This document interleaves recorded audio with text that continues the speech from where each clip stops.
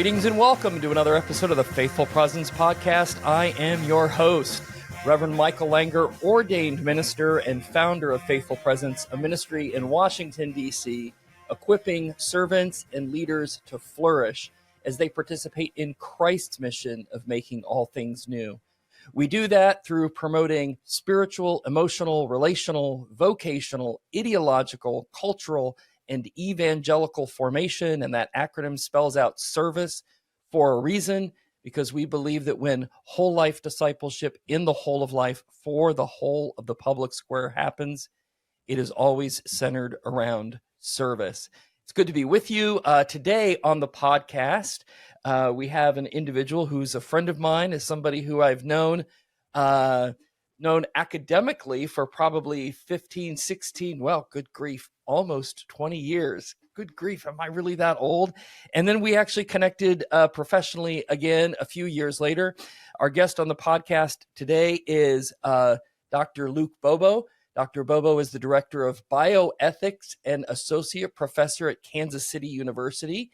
He also co-owns Pursuing the Greater Good, a consulting firm through which he teaches, speaks, and writes. Previously, Dr. Bobo worked as the chief program officer at Arabon and held several key positions at Made to Flourish, where I worked for a time as a Chicago City director. Luke worked for 15 years in the marketplace as an engineer, as I also worked for 15 years in the marketplace. We have a lot in common. Before pursuing an MDiv and a PhD and eventually serving as the executive director of the Francis Schaeffer Institute at Covenant Seminary, which is where I first met Dr. Bobo. He has also served as the religious studies professor at Lindenwood University and wrote a curriculum for workplace ministry.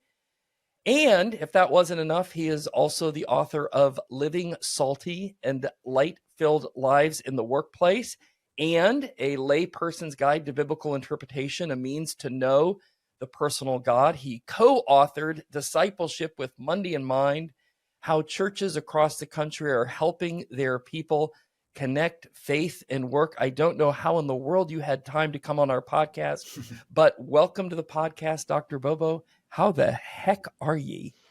I'm doing great, Michael. Thank you for the invitation. And I should ask you, how are you doing? Because a couple of times you froze during your intro. Yeah, that's just on your end. That's why we use this. Okay. Yeah, so we use this Riverside FM platform because it's recording me live, it's recording you live, it's uploading both directly up to the cloud, and then it meshes them. So if you freeze on my end, I just pretend like you're not frozen at all. Okay, I'm glad you understand that, because I don't understand the word you just said. Right. And see, this is why we're theologians and we're in the academic world, because we don't know how things in the cloud work. That's right. Yeah, I'm delighted not to know that. So seriously, how in the world you've got a pretty impressive CV. You got some bona fides, my friend. That's how in the heck did you move from engineer into theology and leading the Francis Schaeffer Institute? That's a great question, Michael. One, I just praise God for, as I think back over my life, I could not have written a script like this. And to answer your question directly, I remember working as an engineer at McDonnell Douglas in St. Louis, Missouri. Now, of course, is Boeing. And I recall going on a business trip to Scotland and Israel.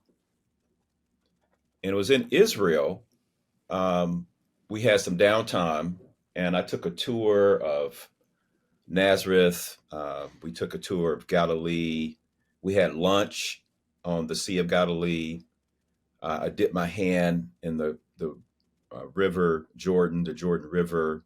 But also at that time, I was taking just copious notes as we were being led by a tour guide. And complete strangers would ask me things like, "Are you a minister?" I said, "No, I'm just very curious."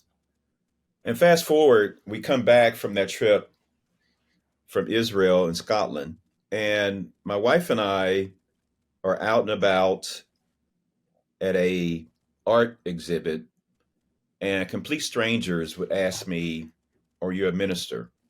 So, no, just out and about with my wife.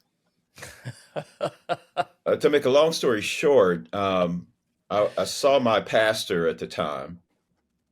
His name is Dr. Ronald Bobo, ironically, and we could talk more about that later.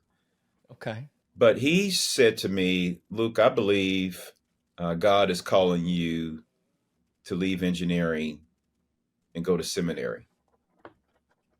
And now, mind you, we had just built a house in St. Louis. And imagine me proposing that to my wife. "Dear, I think the Lord is calling me to leave engineering to go to seminary full time." That was in This is 1994. incredible. This is Our incredible. son had just been born. We had a daughter at the time. She was 4 years old. And so my wife said, "You need to go back to the Lord and verify that." Of course she said that. And believe it or Of course she not, did. I followed what Gideon did. I put out a tile on the lawn and asked the Lord, make the grass wet and the towel dry. And then I reversed that like Gideon did, but the Lord didn't answer that prayer request. But I knew the Lord was up to something when he disrupted my sleep. Yeah. Because I'm a sound sleeper, very sound sleeper. And I have a story about that if you want to hear it. But I knew the Lord was calling me to leave engineering to go to seminary full time. Yet I had to wait 4 years because I don't think I was ready, and I don't think my wife was ready. So in 1998, I left engineering altogether, except I had this offer from Boeing McDonnell Douglas. I was on an educational leave of absence. So if I wanted to go back, I could have. So they left that door open for me. But I never went back. I started seminary, Covenant Seminary, full time, fall 1998. And after a year of matriculation at Covenant, I had a very personal matter I wanted to get some advice on. So I went to Jaron Bars, and we both know Professor Bars. Yeah. I wanted to get his advice on something that happened to me at a local church. And at the end of that session, Jerem, just out of the blue, said to me, he said, "Luke, would you consider being the director of the Francis Schaeffer Institute?" That's absolutely incredible is what that is. And I said, "No, I hadn't thought about that. It was not on my radar, Jerem." And that's how the Lord works with me, Michael. The Lord drops things, or he puts things on my agenda. Let's put it that way. He disrupts my plans. And of course, he has that right because he's Lord.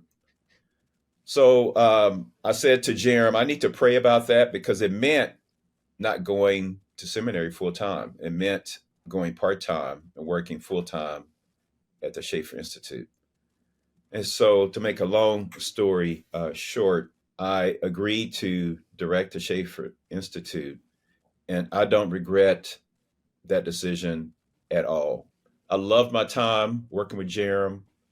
I loved my time at Covenant. I love the academy. I love theology. I love understanding culture. I love apologetics. I love evangelism. Did I say I love theology? Yes. If But you can say it twice if you really love it. You can say it twice. I say it a third time. I love theology. I love practical theology. That's why I've written books. There you go. That's why I've written books on how to be light and salt in the workplace. That's why I've written books about race and economics. And anytime you hear me teach, it always has a cultural analysis component. Or let me put it this way. I love doing cultural hermeneutics. And I think any theologian, any pastor, any Christian must be wise in discerning how to do cultural hermeneutics, because our culture has an ethos. Our culture has a story that it wants us to follow. Our culture is trying to conform us into its image. And so we need to be, when Paul talks about in Romans 12, 1 and 2, be transformed by the renewing of your mind, he also means there we need to be aware of our culture, because it's also trying to compete with God transforming us into Christ's image.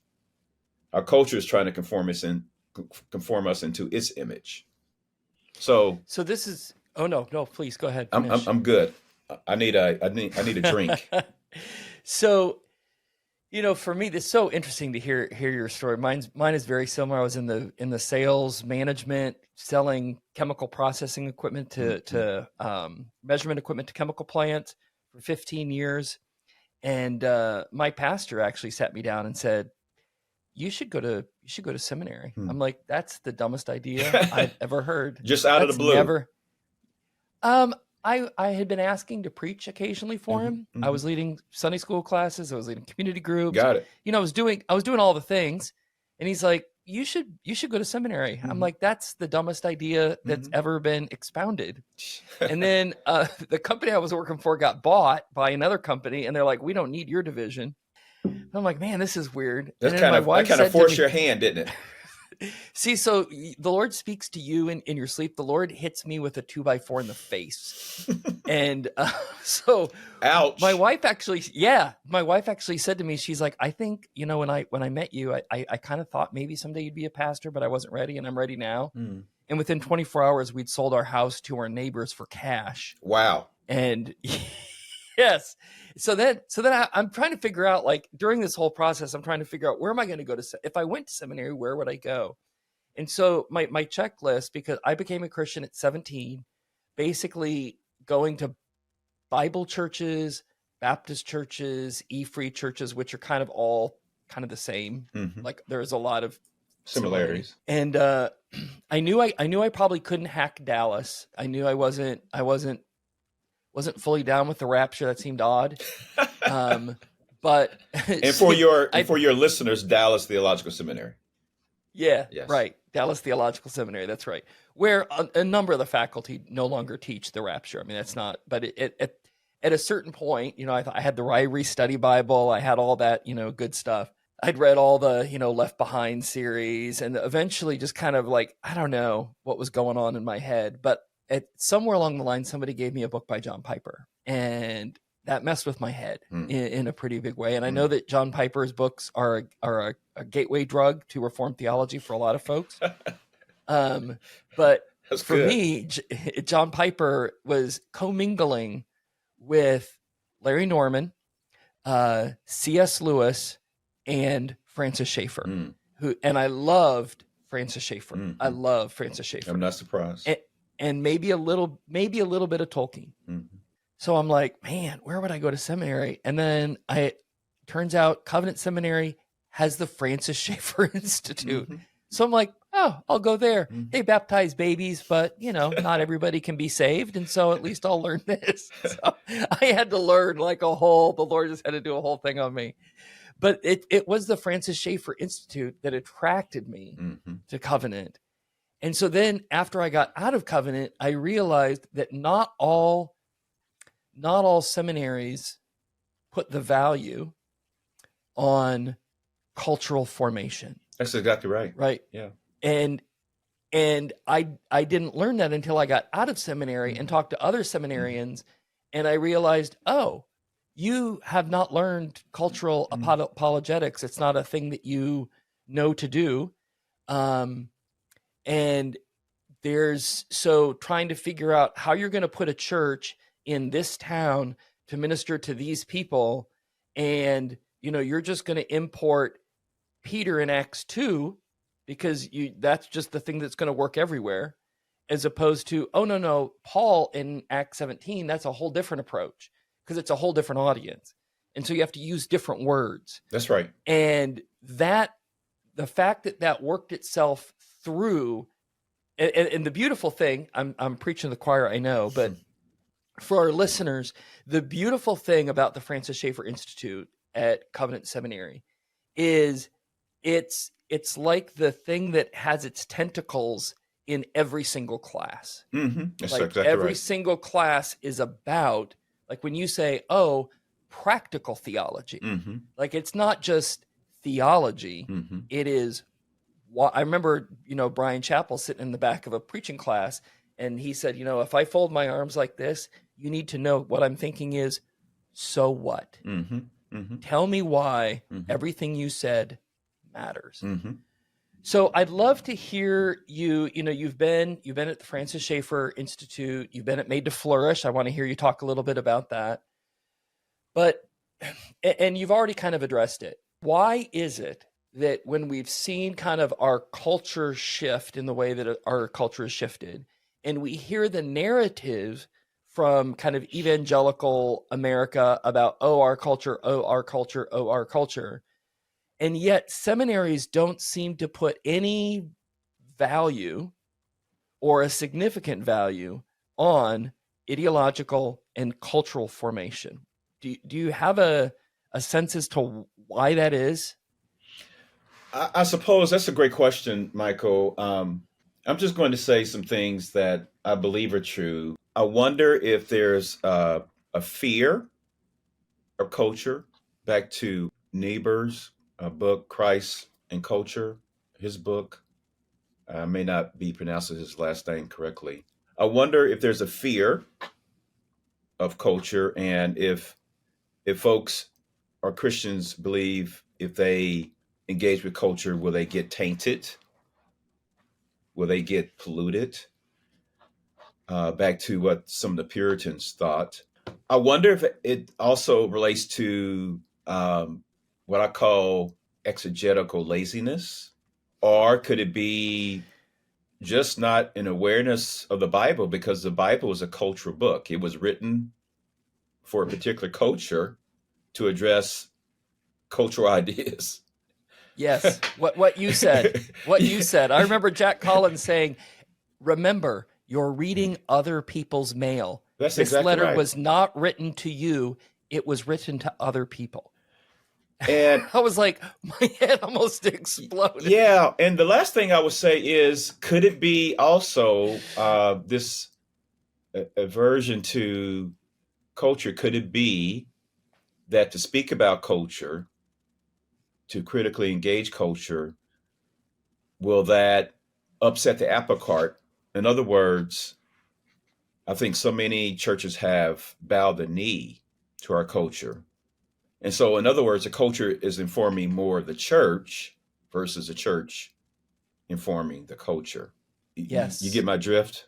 Oh, yeah. I actually started this ministry in Washington, D.C. Oh, sure. Okay. To try, Well, to try to, like, never yeah. mind. Never mind. I mean, yes.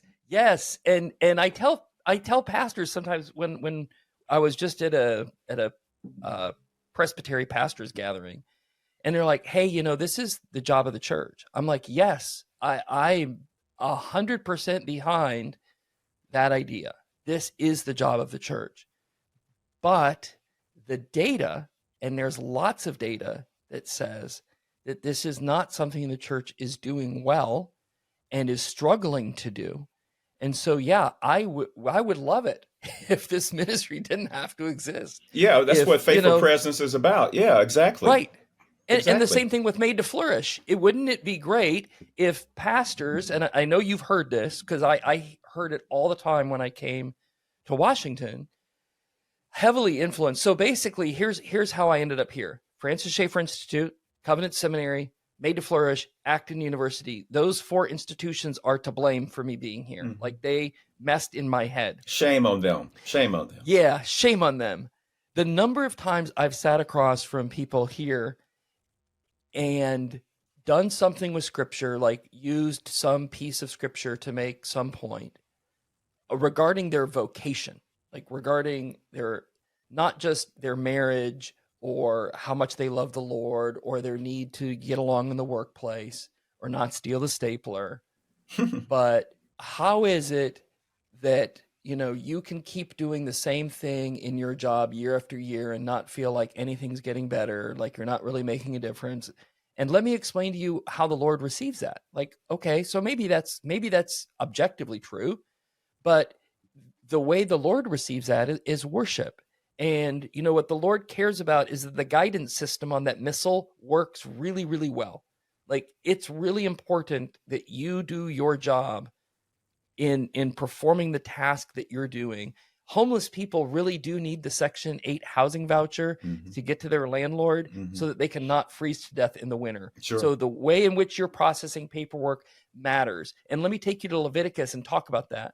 The number of times I've had people say to me, almost like, how long has this been in here? I'm like, it's been, right? What? Yeah. No way. Yes. That question has not been asked. No. It has. No, jokingly, it hasn't. absolutely, 100%. I would tell you the cabinet agency it was asked in, but I don't want to let that out. But what the person said is like, how can I have been a Christian for this long and I've never heard a pastor talk about my vocation? Never heard somebody connect Sunday to Monday. Why has that never happened? And that's kind of what led you to Made to Flourish. Talk a little bit about that aspect of, like, so we've covered pastors aren't getting trained cultural ideological issues, and then there's this vocational thing.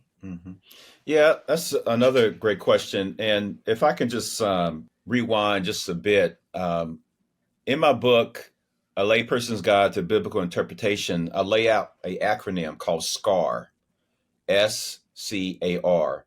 S stands for just sitting with the text, immersing yourself in the text, reading it over and over and over again, interrogating the text, asking questions. The C of SCAR stands for context, the literary context and the cultural historical context. Namely, that the Bible is a contextual cultural book. And it's beyond me. A Christian cannot read the Bible and understand, oh, there's a culture. These words, these events have a backdrop of a culture, which implies we must understand our cultural context in order to do ministry, in order to live out the gospel, which is not just an American context, but a global context. The A stands for analysis, R, redemptive remedy. So back to your question about why does there seem to be a lack of discussion about vocation and work in our churches? Well, it almost goes back to this whole notion of culture. If you read the Bible carefully, maybe we should define what culture means. Culture simply means a way of life. If you read the Bible, part of those that live in biblical times, part of their way of life was work. Adam and Eve were the first co-workers. And we often hear that work is a curse. We're cursed to work. But those folks haven't read the introduction to the Bible, Genesis 1 and 2. Where Adam and Eve are called to work the garden. Yes. They're created somewhere else, and then they're put in the workplace. Yeah, exactly. Right. So, and then we get to Genesis 3, of course, and work is still good. Now we have thorns and thistles. Work is very hard. And those two can coexist. Work is good, but work is also very hard. So I don't know, Michael. It's in the scriptures. Yeah. I mean, yes. I mean, it's like your statement. How long has it been in here? Right. For a long, long time. Right. And so are we missing it? Adam and Eve, first co-workers. What do Cain and Abel do? They present the evidence of their work to the Lord. Yes. The story that actually got that statement, and as soon as the person said it, they're like, well, yeah, of course I mean this. But what I was doing is I was working through work in the Old Testament and the way in which the Lord is redeeming work in the Old Testament. It was a cabinet agency that their work is very, very important to a number of people in this country, and there was senior staff in there, and we got to Genesis 11, and I asked them, tell me when traditionally, when you have been, those of you who have a church background, what is this about? They're like, oh, this is about the dividing of the languages. That's what the Tower of Babel story is all about. It's all about language division. I'm like, yeah, that's a thing that happens. That's not what this is about. That's not it. I said, let's look at the context in which Genesis 11 comes. It comes to people who, 2 months ago were in Egypt. And what were they doing in Egypt? They were working for Pharaoh. I'm like, yes. And what were they doing? Oh, they're making bricks without and so then you see the wheels start to churn, right? I'm like, so now they're standing in front of this mountain where the Lord has told Moses, this is where my people will avodah me, will worship me, right? And work. That word, both ways in the Old Testament. I'm like, so what this is really about is explaining to people in Exodus who are hearing this for the first time, who are understanding, oh, wait a second. Are you saying that when I was enslaved to Pharaoh, who I believed was God, and my work seemed pointless because I was building a pyramid to make his name great, that then the reason that Genesis 12 comes immediately after is, yeah, I don't need you to build anything to make my name great or anybody else's name great. I'm going to take care of making my name great, and I'm going to do it through you and what you do. And that's when the person was like, wait, how long has this been in here like this? I'm like, it's been in here the whole time this way. that Exodus, 400 years. That's right. That's so important, Michael, because let me remind you Israelites how horrific, how capricious, how labor intensive that work was. But remember when you came out, I gave you the 10 Commandments. And guess what? The first part of the 10 Commandments is, I want you to rest. Right. Yes. And so they contrast their time in Egypt with this command. It's not a recommendation. It's not a suggestion. It's one of the 10 Commandments. To rest from your work. What?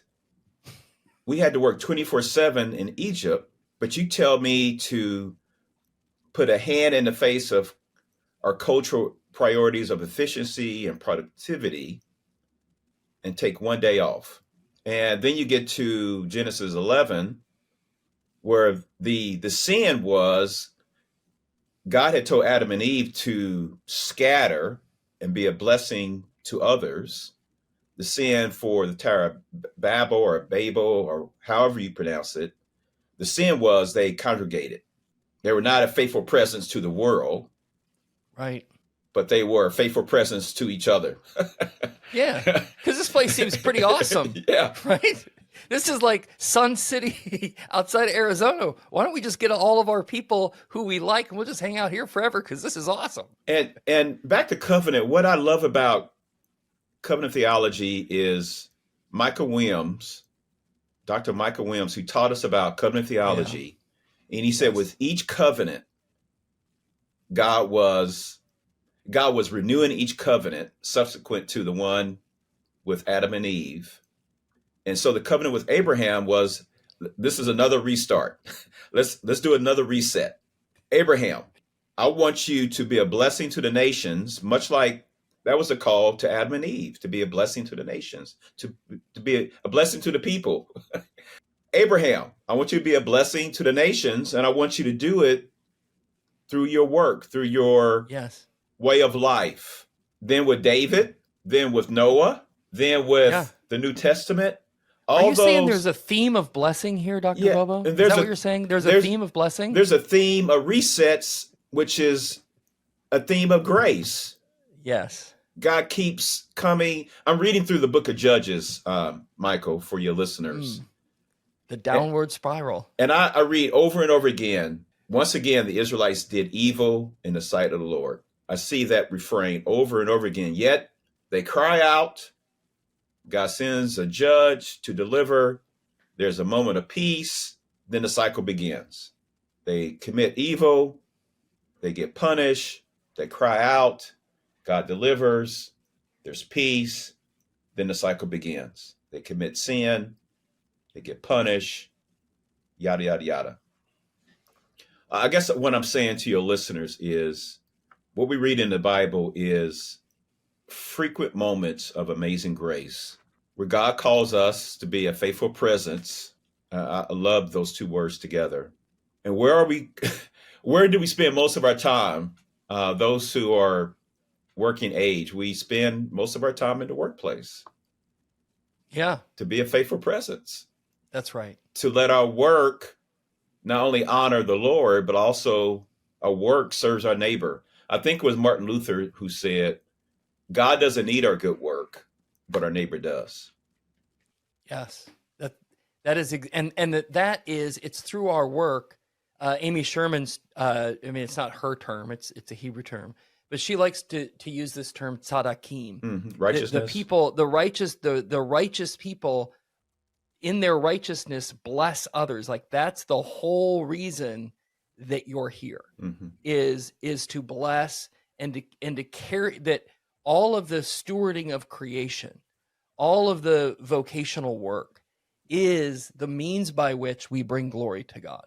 That's the means by which. It's not like the means by which we have 10% and so we give it to the church. That's great. You should absolutely do that. But everything you were doing all week, the Lord was receiving that as worship. That was the intent of what you were doing.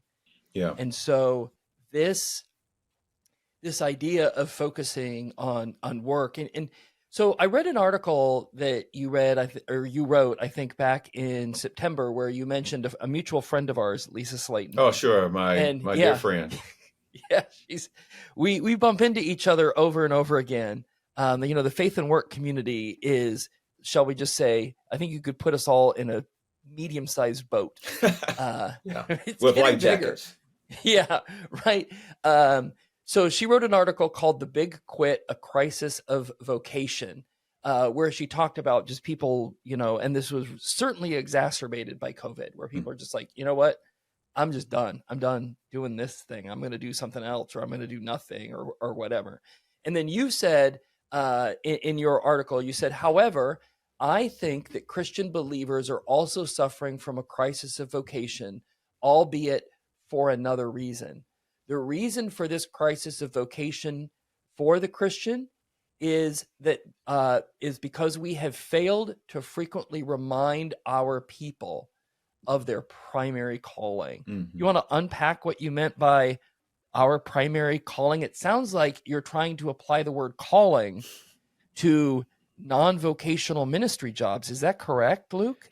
Are you trying to say that? That's just a fancy way of saying the secular spiritual divide, right?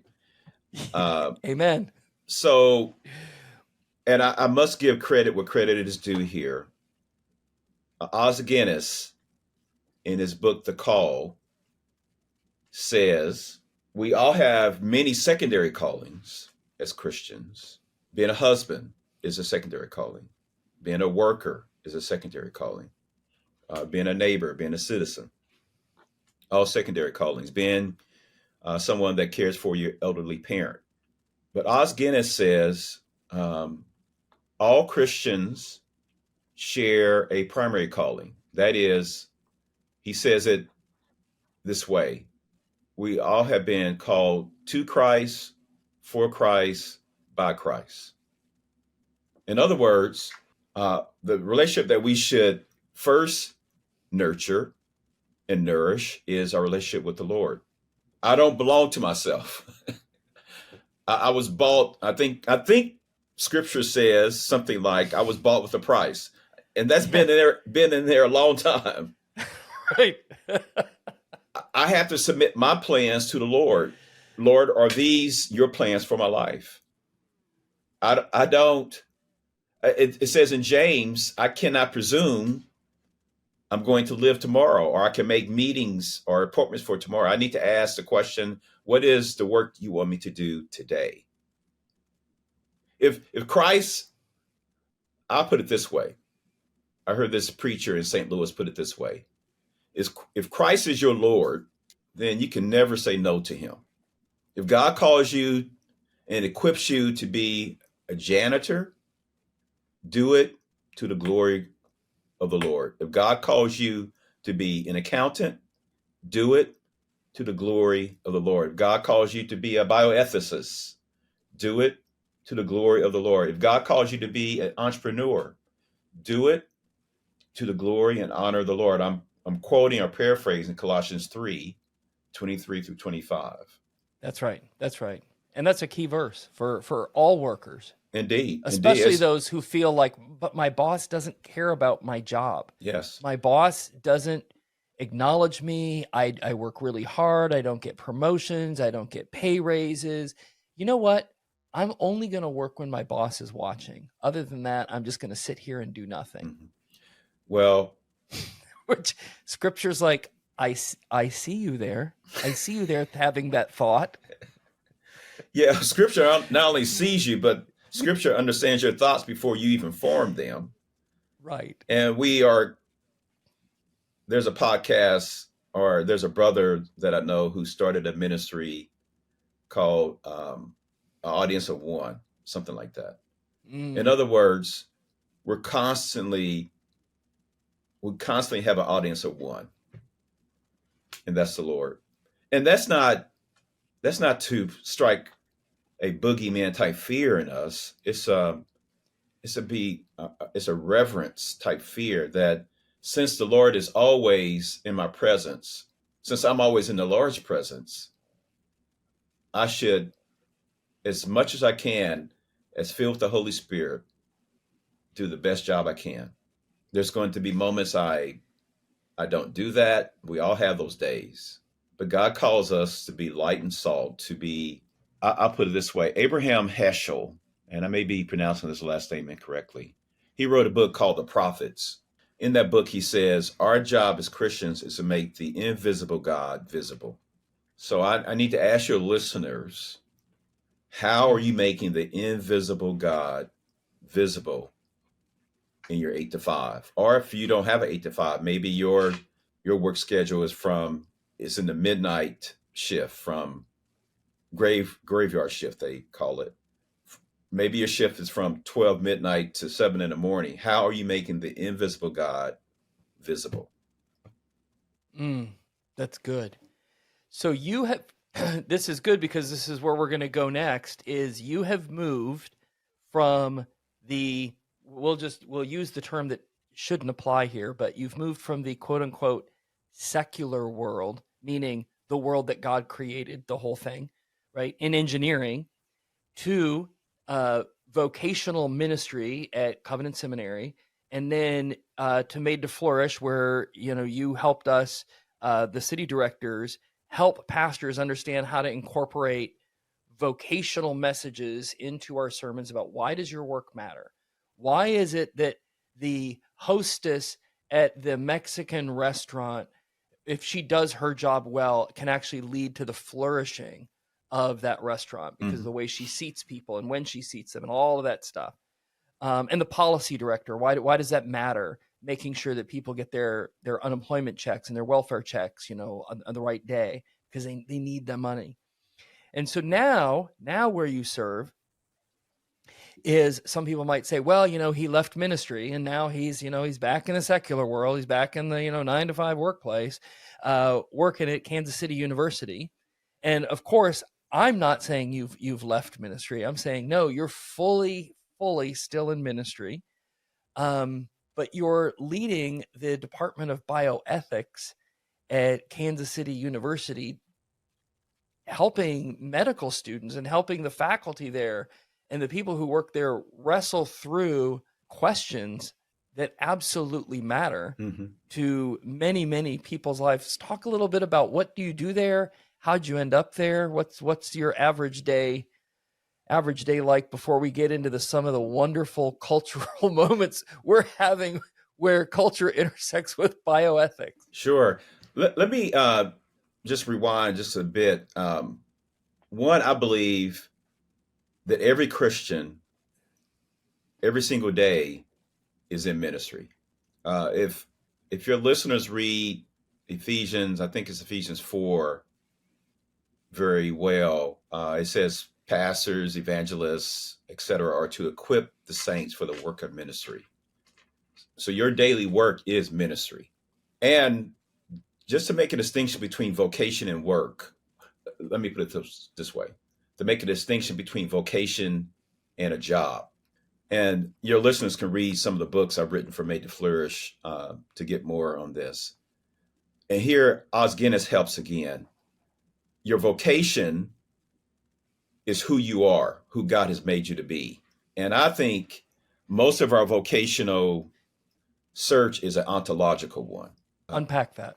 Meaning God has made you to do something. It's in your DNA. So it may take a while to discover who God has made you to be. So in other words, we need to stop saying things like you can be anything you want to be. That's not true. You are to be who God made you to be. A job is, and so very few people, and there's a connection between your question about bioethics here in a moment.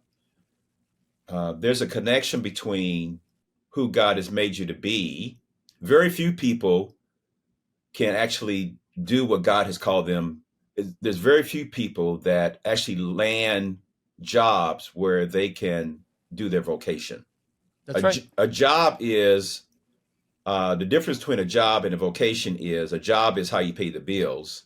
Sometimes your vocation and your job lines up.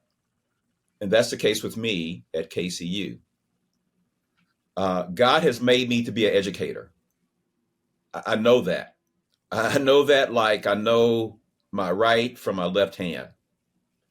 And so God has placed me in a job at a university where my vocation, who God has made me to be, who I am, lines up with my job.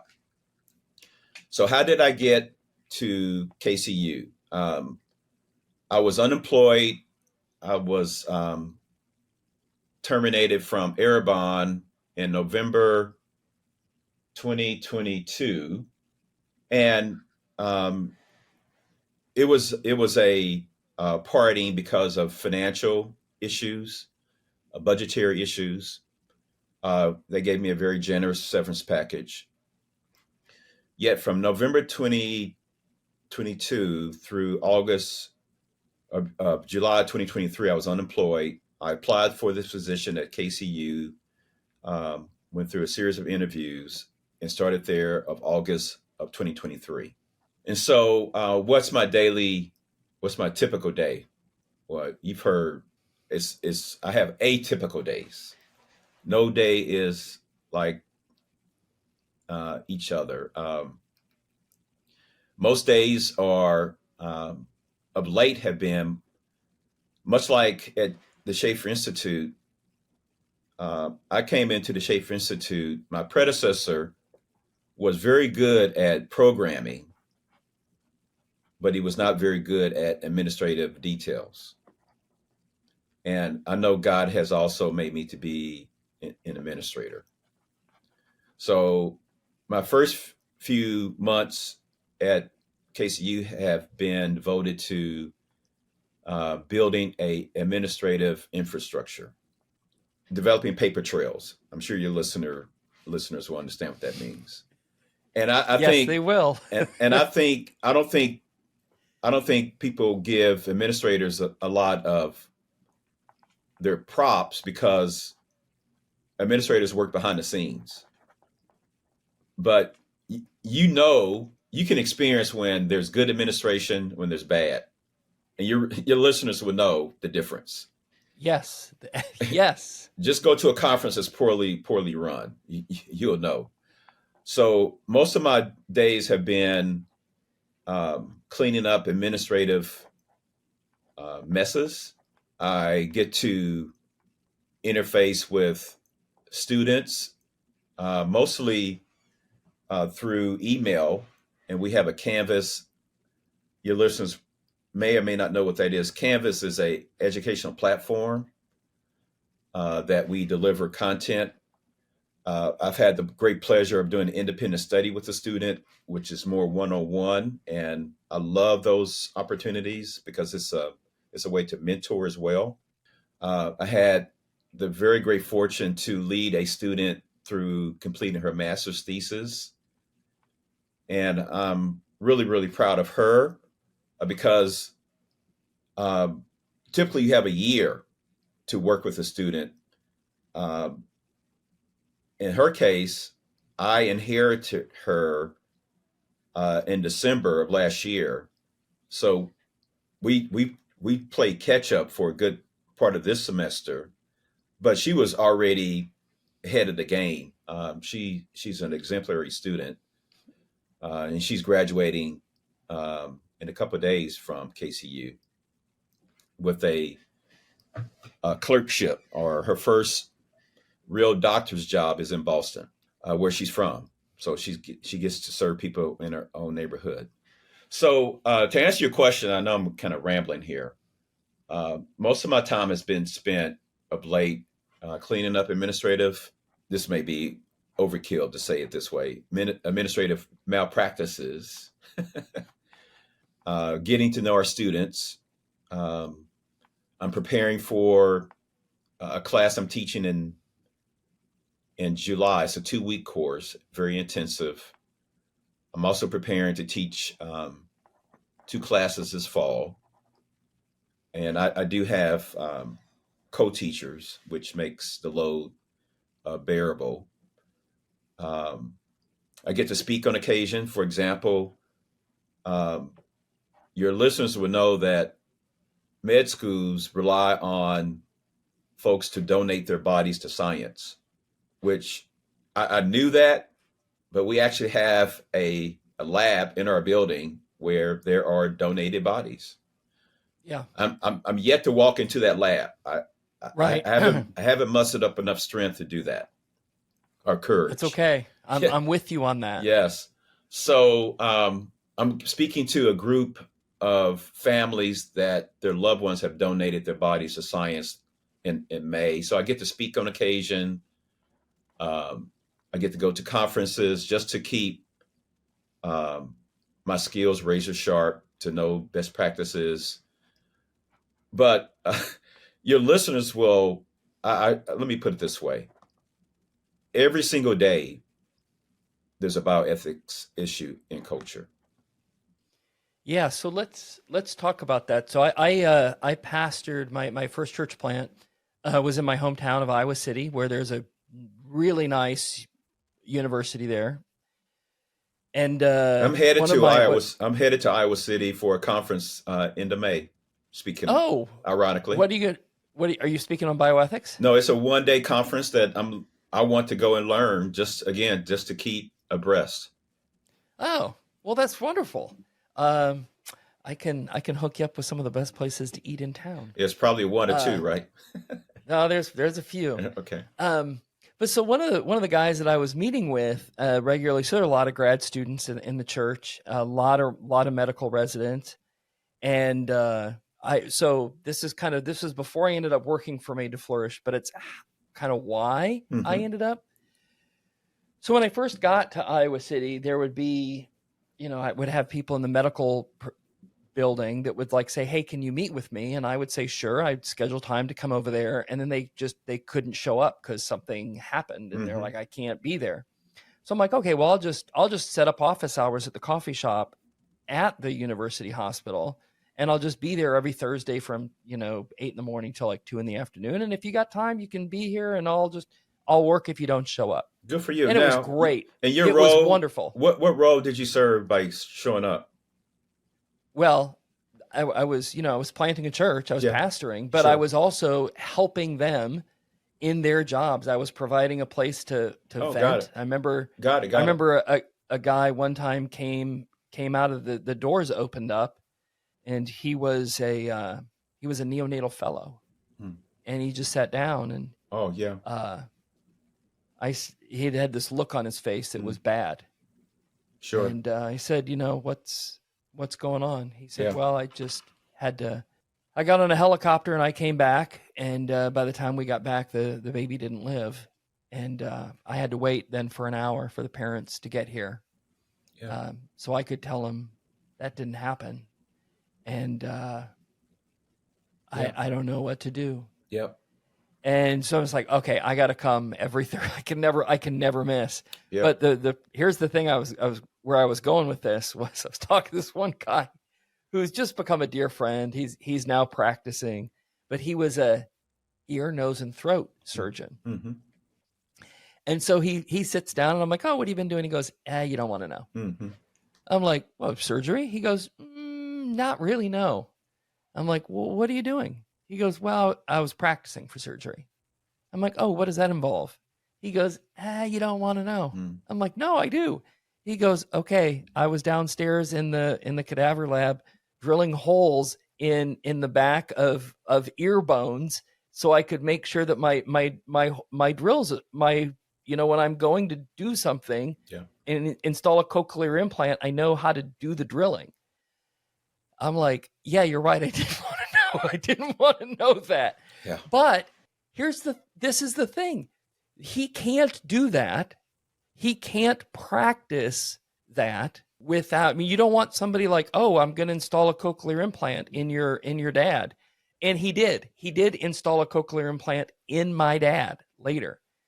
Your dad. My dad Wow. had a cochlear implant installed by this particular guy. Yeah. Yeah. And I'll tell you what, I was very thankful that he drilled out a bag of bones. Yeah. And so that's like a biomet. Like there are, certainly there are just people, but of course there are lots of Christians, I think, that's good, who push back against it's a dead body. Yep. You shouldn't harm it. Yes. What about this? What about the ethics of that? What about all this? So, and just to be clear, Kansas City University is not Kansas City Christian University. It's Kansas City University. That's exactly right. You are serving the Lord in a non-Christian affiliated university, helping them answer bioethical questions that matter about things like what do we do about in vitro fertilization? What do we do about, the Human Genome Project? How does that interact with what we're doing and how we're doing, vaccine research? And so I hear a lot when I'm speaking at churches. Sometimes the questions are very good related to bioethics. But like one of the things I heard is, that vaccine was a whole hoax. That was all. There's a reason why we had that vaccine in 2 weeks is because they knew about that virus. That virus was planted for COVID. See, there's the COVID. Oh yeah. Mm-hmm. Oh, you've heard all the things. Sure. Right. And they said, well, how in the world do you think we got a vaccine in so fast? I'm like, well, I can tell you, Dr. Francis Collins, who's a Christian and led the Human Genome Project that mapped our DNA, was able, because we mapped the human genome, once we had the virus sample, we were able to say, oh, based on the human genome, here's the vaccine that you need to manufacture. We can just tell you the recipe right now because we're not guessing. And that's going to speed everything up. Well, I don't know about that. And so we have this like disconnect between science, right? And so people don't, I see you breathing deeply, right? That there's a disconnect between understanding science, which then leads to these bioethical questions that you then have to sort through. So how you doing? How's that going for you? This is so providential, Michael. One, I think we either fall in love with science or we're suspicious of science. And you're exactly right. Francis Collins, we should be thankful for the progress of medicine. We should be thankful that the Lord has made people like Collins, and we should be thankful for medical researchers.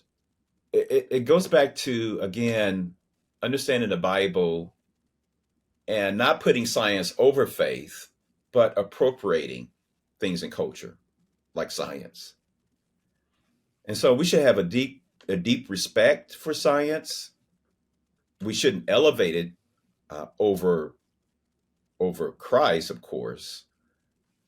But yet, sadly, I think in our culture, I heard someone say it this way: instead of people going to their pastor or their priest, now they take the physician at his or her word. So in some cases, the physician has been elevated over the pastor or priest in terms of wise advice. And so your time there in Iowa City, you should be thankful for that, because I think that's becoming more and more rare. And Well, not with the pastors that I talk to, because Yeah. I frequently tell them, how many days of the week are you spending yeah, in front of your parishioners in their workplace? that's great. Because Workplace visits. that's what we do. That's what we do at Faithful Presence. That's Is, great. tomorrow I'll spend all day in Washington, D.C. Friday I'll spend all day in Washington, D.C. in cabinet agencies and think tanks and policy centers in people's workplaces, because that's where they're worshiping the Lord. Yeah, that's very good. That's where that's happening. I will say a couple of things about the whole vaccine. One, we should be thankful for it. Second, there are historical events that should bring pause to certain demographics in our country. For example, what am I saying? My niece, who is an African American, she was suspicious of the vaccine. And perhaps her suspicion relates to things that happened in history, like the Tuskegee syphilis experiment. Right. Exactly. And so some folks, their suspicion, I think, is warranted because of some of the atrocities. And if folks are not familiar with the Willowbrook School in New York, they should look that up. They should look up the Tuskegee syphilis experiment. So there's been moments in our history. They should go to Montgomery, Alabama, where there were hospitals that actually operated on African American women without anesthesia because they thought they had a high level of pain. Right. High pain tolerance. They're tougher. So some demographics, even indigenous people, probably were suspicious. African Americans were suspicious, and some of that is warranted. Yet I think, and we should have a healthy suspicion. We shouldn't check our minds at the door. When we see films, when we listen to music, when we consider vaccines, we should engage our minds. But this is funny to me, and it's also very sad to me, because I think we live in a anti-intellectual culture. We don't do our due diligence and think through things. We're many cases so enamored by AI, for example, that we don't take the time to think, can I do this myself, versus allowing a machine to do it for me? And it's artificial. I think we forget that adjective, artificial. It's artificial intelligence. It borrows from other people's intelligences and cranks out a solution. Never mind. Don't get me on that band. No, this is no. I get this, because this is a, one of the things that, and this is the intersection of AI and medicine, is I read an article a few years ago about AI for handling anesthesia. That, the doctor who's in the room doing the, monitoring the anesthesia, he knows the limits of his knowledge are everything he's read and everything he's ever been taught. Okay. In any given situation. But AI has every single medical record available to it, and so like, oh, these three things started happening. And so I'm trying to think, what's the thing that I'm supposed to do next? I should do this thing. Well, AI maybe knows this. And so one of the things that this article was talking about was the prevalence of like that level of AI can probably handle a lot of anesthesia cases. Just like AI can do a much better job, they've shown, at reading mammograms. But the thing that everybody agrees on is you can't take the human element out. That's Like exactly right. there will never be a hospital that's like, well, we don't really have any anesthesia doctors here. We just let AI handle everything. No, there's always a human there who can say, yeah, you know what? No, no, we need to do it this way. Yeah. And that's critical. So the here's I'm going to get personal now, and I'll decide later whether we edit this out or not. When my mother passed away, oh boy, 14 years ago. She had been homeless for a number of years before she came back. She had struggled for a long time with a variety of addictions and had a very difficult life. But I get a call from her one day. She's been back in my life for about 8 or 9 years, and she's like, I'm sick. I have to go to the hospital. I went to the local hospital here, and they're sending me to the main hospital. And it turned out that my mother had a perforated bowel, which would normally be a minor medical procedure, but my mother had end stage COPD, which meant she had about 15% lung capacity, maybe 20. Wow, that's pretty and low. so they said, your mother can't really survive a surgery. That's not like probably a thing we can do. Mm-hmm.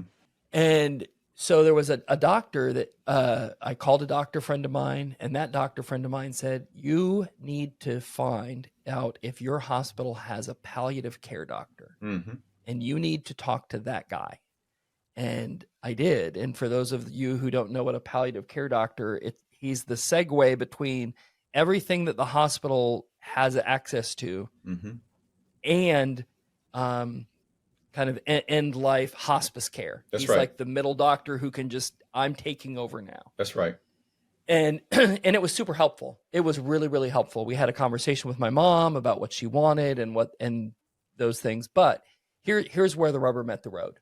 In the last 3 days of my mother's life, as the oldest son, it was my job to make a lot of medical decisions. Sure. Usually about the pain medication that my mother was getting and whether or not she needed more of it. But the trade-off is here's some more here's some more Dilaudid pain medication for you. And now you just won't wake up anymore. And now here's some more of this, and now you won't be in pain, but now your breathing is going to slow down.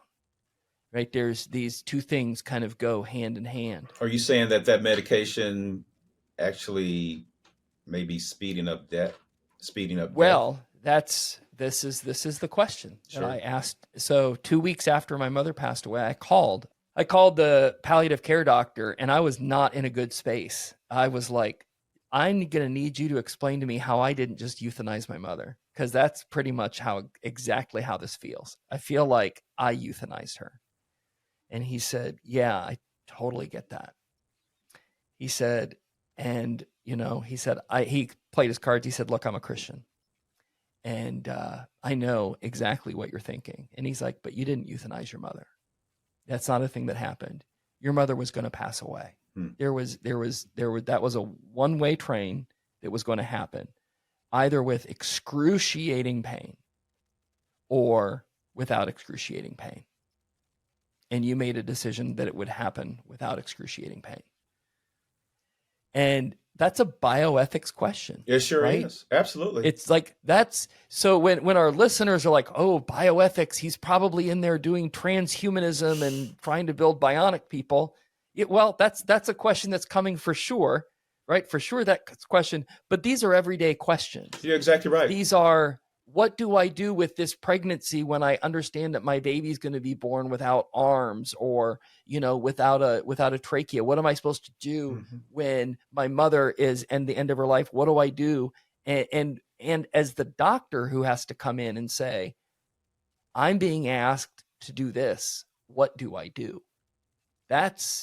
If I could just interrupt. Thank you for being and doing what you do. if I could just interrupt just for a minute, your Sure. audience needs to understand bioethics sounds like this 20,000 foot. It doesn't have anything to do with the here and now, but bioethics, the word actually means life ethics. Life, and I submit that bioethics starts before you're born, this thing sperm and egg, and bioethics includes after you die. So it begins before you're born, and it think cadavers. It happens. It exists after. I mean, or think of organ donation. So your entire life, from start to finish, is a bioethical journey. Yeah. And so every single day, I just attended a conference. So I work at an osteopathic med school, and we can unpack that at a later date. But what I love about osteopathic medicine is it considers the whole person, meaning your home environment, your work life, is it stressful or not? It also includes your food, what you consume. So bioethics also considers, are you eating in a healthy fashion? Are you eating more vegetables than processed foods? Wait, are you saying Twinkies and bologna is not the key to a long and successful life? Well, you were just transparent just a moment ago. I think many of us adults are suffering because our parents did what they knew, Yes.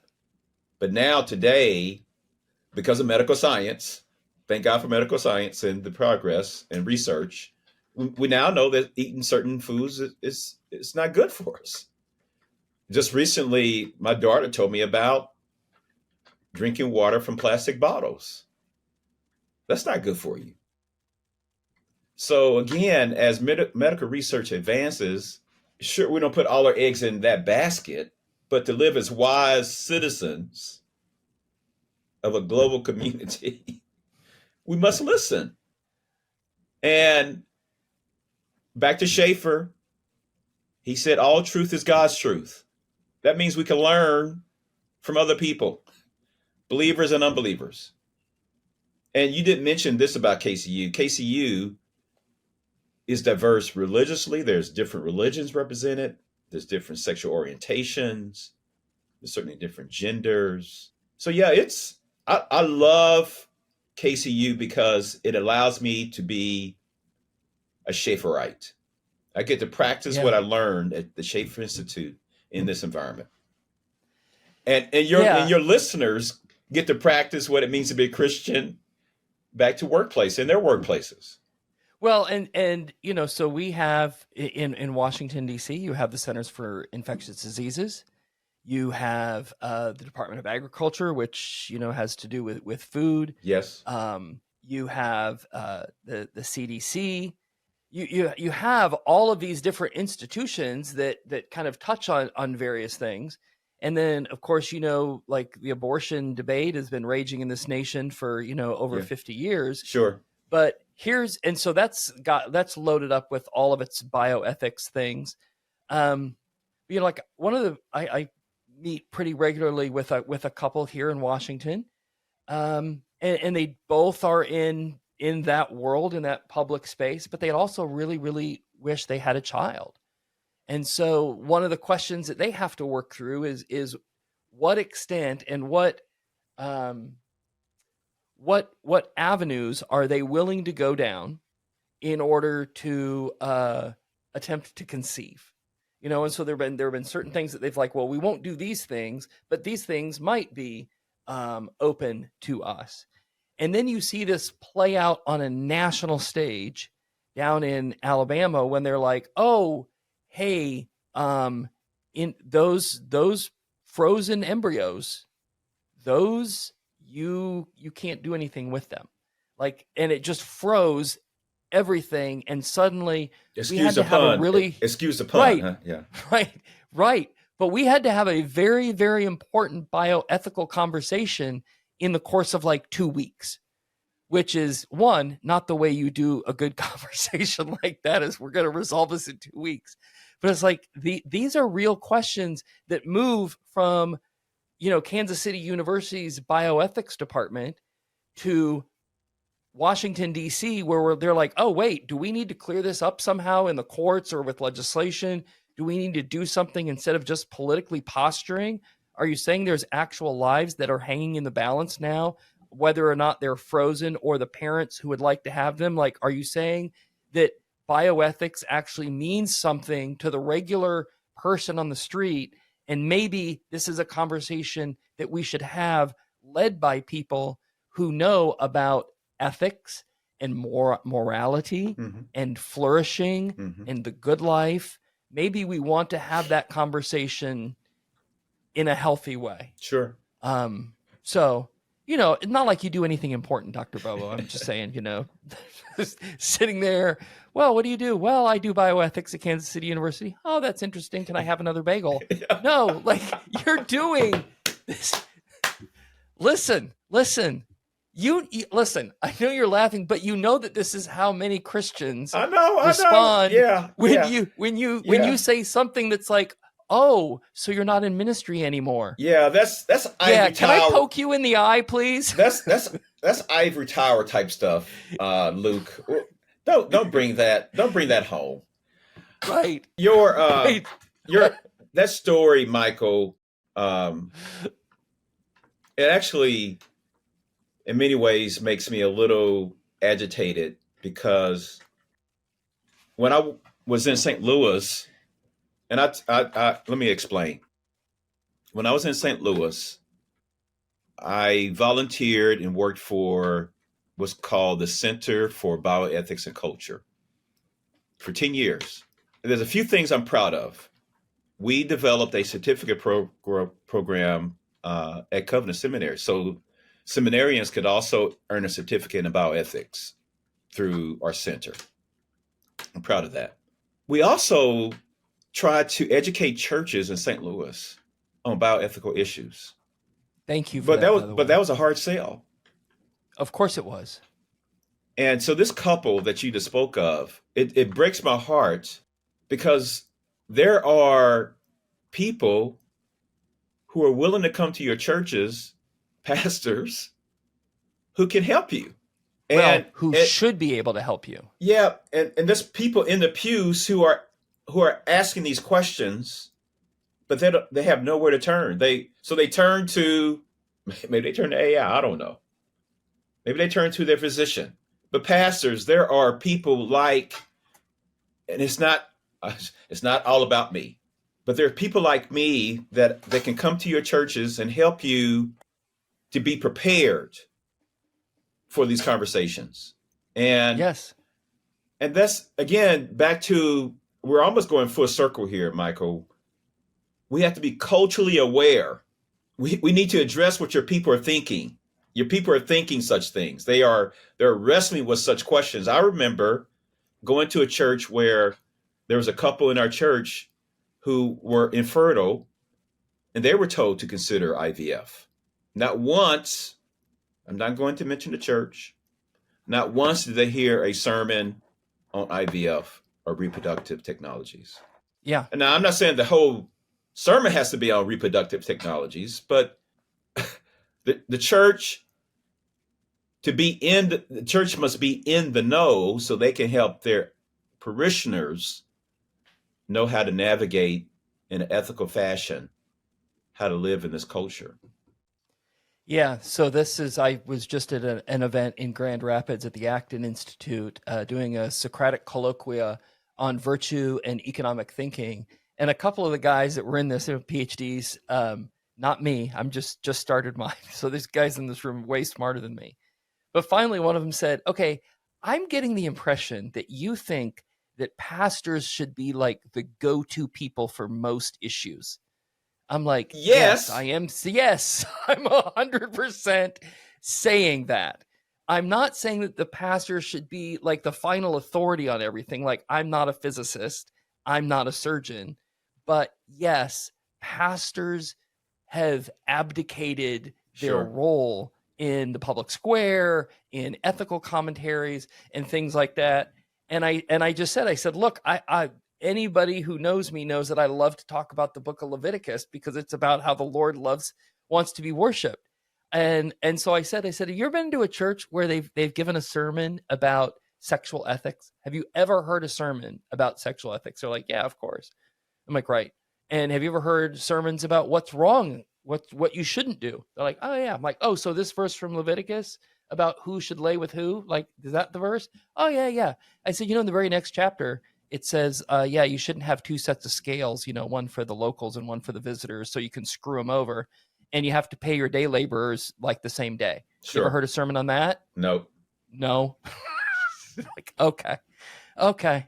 Yeah, this is the problem, right? Yeah, have you ever heard a sermon about IVF? Yeah. Have you ever heard a sermon about these things that Scripture cares about? Or is it just sexual ethics and, love your kids and give money to the church? Is that what we've reduced the Bible to? Yeah, it reminds me what Paul said. I forget where Paul says this. I think Luke records this in Acts somewhere, but Paul said we should consider the whole counsel of God. Where do we find? Good. Where do we find? I'm just curious. Where do we find the whole counsel of God? Oh, where, Michael? Bobo. Where might we find the whole counsel of God? I think it's spelled Bible. Yeah. That would be the lens through which we would probably want to pull all of our other information. It might be helpful. And I would say to the pastors who are probably just afraid to engage with these topics, that's fine. Read what you can, then ask others. Yes. The same with Christians. Get what you can from your pastor, read about it, find others, and make an informed decision. I have what I call these folks what I call my board of directors. These are people that when I'm making a decision, I do my due diligence, they give me feedback on this decision. I recommend that all Christians have a board of directors, that they can, this is someone I trust. This is someone that's really going to tell me like it is. And on my board of directors are believers and unbelievers, because all truth is God's truth. I can find truthful things from unbelievers. Preach it, brother. Preach it. I'm praying, Michael, for your listeners, they can maybe join me. I'm praying that for a revival of Christians.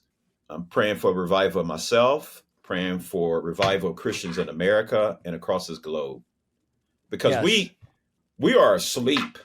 Yeah, I mean, this is what you've just said is we should take the whole counsel of God, which is why, and even in your article, you have this little section, we'll go back to the Lisa Slayton piece that you were talking about, where you talk about the importance of prepositions. Mm-hmm. And I was having a conversation with a guy that I know, and he runs a very high-end fitness center, kind of elite fitness center for people who like to ride their bikes like 200 miles in one day, mm-hmm. and then try to beat their time maybe a week later. The person who knows this knows who I'm talking about.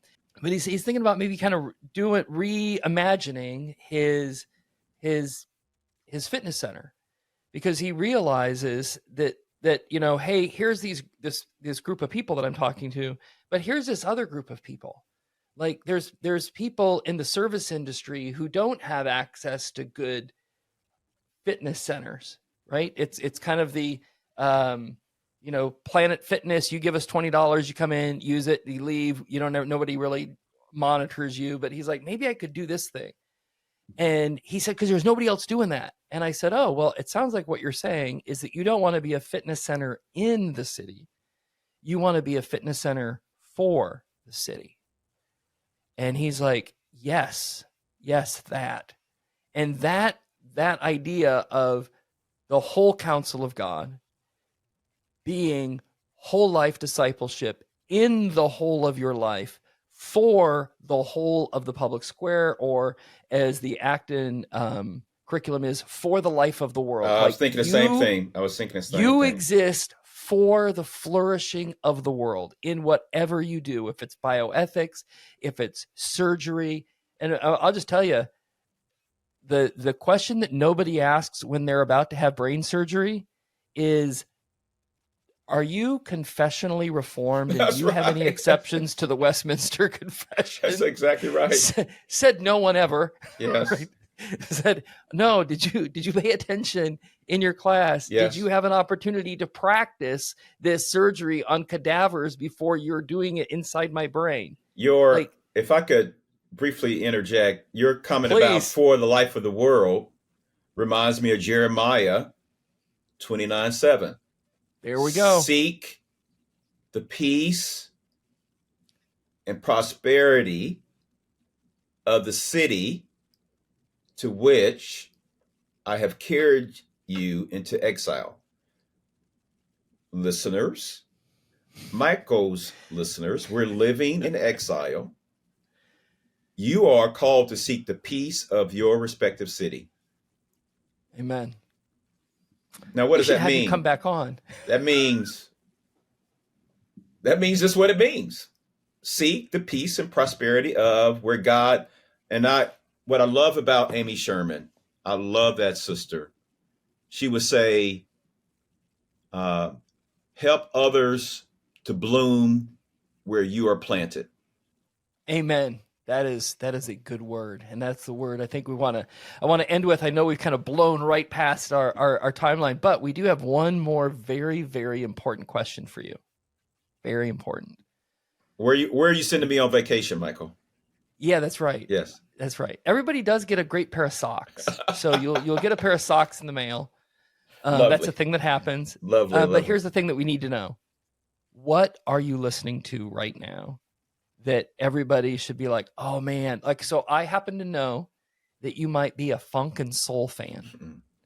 You want to talk about what kind of funk and soul you like to listen to, my friend? Every now and then I reminisce and go back to my teenage college days and listen to your listeners. If some of your listeners know this group name, if you see me anywhere, I want to hug you. But I tend to listen to, on occasion, Parliament Funkadelic and George Clinton. Yes. George Clinton is in his 80s. Yes, he is. And he still is making funky music. He's still laying it down, man. Yeah. He's still playing that funky music. He's not standing. Last time I saw him in concert, he was sitting on a bar stool, but he was still doing P-Funk. So if you know anything about the P-Funk Nation, anytime you see me, if you find my email address, I want to know you. I want to hug you. I may even kiss your feet. Well, probably not. Probably not that. Okay, so just for the sake of fun. Okay, you ready? Yes. What? Is that George Clinton? On your wall? No, that's Isaac Hayes, the Black Moses, my friend. I can't. The image is not that good. Yes, I know. I love Isaac Hayes and his deep baritone voice. I love how on the same album he has songs about how he just only loves his woman. Yeah, yes. And then the next song is about how he's like around with like 10 other women. Yeah. I'm like, dude, you put these things on the same album. Well, Michael. I love me some P-Funk, man. Michael, Dr. Schaefer said we're all glorious ruins. We all do some glorious things. We all do things that make you scratch your head. Well, Dr. Bobo, thank you so much. This has been a treat. We're gonna absolutely do this again. Yes, indeed. Hopefully, we can find a time to do this in person. Yeah, I would love that even more. Do you have anything you're working on right now? Any projects or anything like that? You got a writing project or anything coming up? There's 3 writing projects that I would like to pay attention to. One, I would love to write a book on ethics. I would love to write a book on apologetics. And I told your listeners that I'm an educator. I would love to capture what I'm calling an educator's memoir. I just love to trace my journey and all the wonderful students. I tell you, I had lunch with two of my students yesterday, and the husband is someone I challenged. Years ago, I said to him when he was still my student, I invited him to my office and told him, "You're arrogant and you're hurting people." And he took that to heart, and he still wants to hang out with me. All that to say, we must challenge believers, and we must do it gracefully. We must do it promptly, with a lot of humility. But I tell you, tears just come to my eyes and fond memories of teaching students over these years. So I want to capture in that book just some of those fond memories and some of the mistakes I made too. Okay. Well, that's definitely going to be another podcast, because if you're going to share your mistakes and I'm going to share mine, we're going to go like 3 hours. Well, we might not have enough time. Dr. Bobo, thanks so much for coming on the podcast today. Appreciate it. Thank you so much, Michael. Okay, that is it for this episode of the Faithful Presence podcast. Again, thanks to our guest, Dr. Luke Bobo. It's been a pleasure to know him, and he's one of the newest members of our board of advisors, so we're thankful to have him. If this podcast has been a blessing to you, please give us a like, a rating, a review. It helps all those algorithm things in the AI world make our ministry more prevalent to folks. Thanks to our team, Tess, Laura, Nicole, and the incredibly talented Dr. Arslan for his work in making this podcast look and sound amazing. We certainly appreciate that. But for that, let me just say this to everyone listening. May your Father in heaven make you one, as he and his Son are one, so that the world will know that he loves them and sent his Son for them. Go in peace and seek the flourishing of your communities. Bye now.